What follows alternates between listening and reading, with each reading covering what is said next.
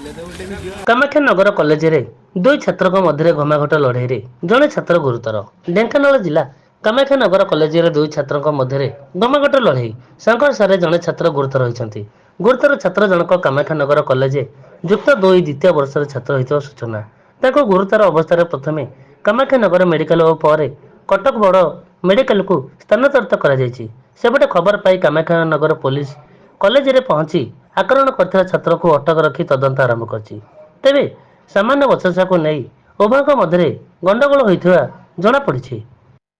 तेणु जड़े छात्र एक काठ फाड़िया रे अन्य जड़े छात्र को आकरण करथिले। फल छात्र को मुंडरे गभीर आघात लागिथिला। ता सहित से गुरुतर होई पड़थिले। ए नहीं विद्यालय रे किछि समय धरि उत्तेजना प्रकाश पाइथिला। तेबे पुलिस महाविद्यालय रे पहुंची बुझासुझा पर महाविद्यालय शांत पड़िथिला। ढेंकानालरू महेश्वर शंकर रिपोर्ट दुर्गा न्यूज 24 ओडिया। धूप दे दीप दे माटी घटरे पैड़ थोई रहे मार बाट चाही।